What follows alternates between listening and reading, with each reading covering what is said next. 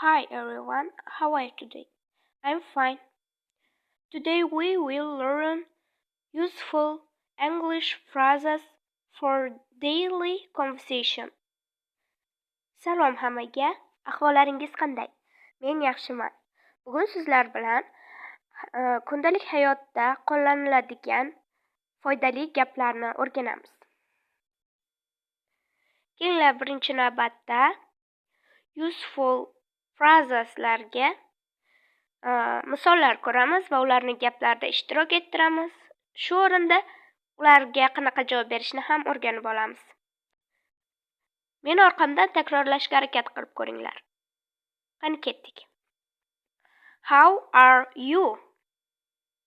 How are you? Qalaysiz? Misol uchun, how are you today? I'm fine, thank you. And you? Bugun ahvollaringiz qanday? Men yaxshiman, rahmat. O'zingizchi? Keyingisi.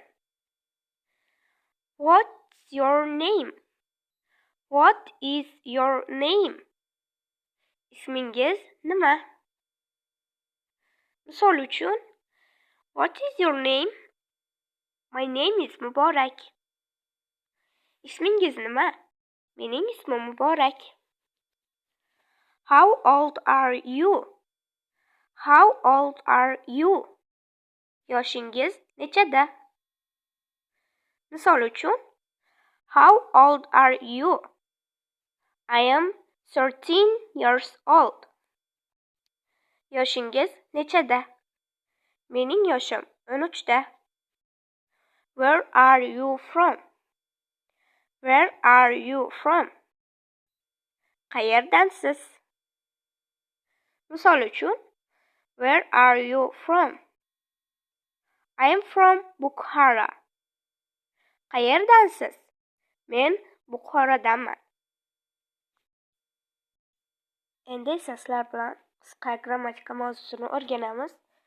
Bu present simple tense question bo'ladi. Ya'ni present simple tense ni so'roq shakli. Demak, eslab olamiz, darak shakli xuddi mana shunday bo'lar edi. Subject plus verb yoki verb ess plus object plus time expression. Ya'ni subject ega, verb fe'l, object to'ldiruvchi, time expression vaqt. Endi esa so'roq shakli xuddi mana shunday bo'ladi. Egani oldidan do yoki das qo'yiladi. Do I, you, we, theylarda, does esa he, she'da bo'ladi. Demak, do, does plus subject plus verbni o'zi keladi, s yoki ss qo'shilmaydi. Plus object plus time expression. Misol uchun, do you like pizza? Do you like pizza? Sizga pizza yoqadimi? Endi esa present simple tense questionga ko'pgina misollar ko'rib chiqamiz. Qani ketdik. Meni orqamdan takrorlashga harakat qilib ko'ringlar. Do you like English? Do you like English? Sizga ingliz tili yoqadimi? Keyingisi. Do you speak Uzbek? Do you speak Uzbek? Siz o'zbek tilida gapirasizmi? Keyingisi. Do you drink coffee? Do you drink coffee? Kofe ichasizmi? Keyingisi. Do you want to buy beautiful shoes? Do you want to buy beautiful shoes?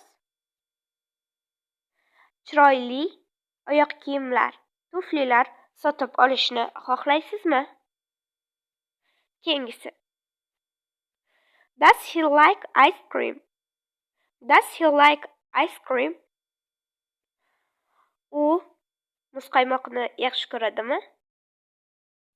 Keyingisi. Does she like burger? Does she like burger? U burgerni yaxshi ko'radimi?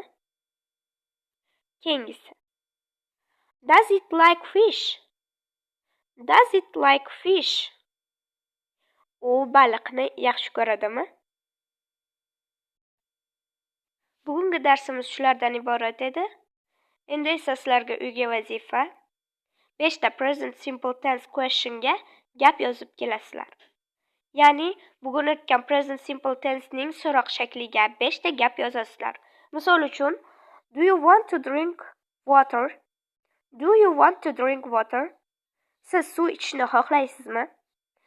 Va o'sha 5 ta yozgan gaplaringizni talaffuziga katta e'tibor qaratasizlar. Keyingi uyga vazifa esa useful phrases yozib, unga javob berasizlar. Ya'ni foydali gap yozasizlar. Bugun o'tganlarimizni yozasizlar va javob berishga harakat qilasizlar. Misol uchun, what is your name? What is your name?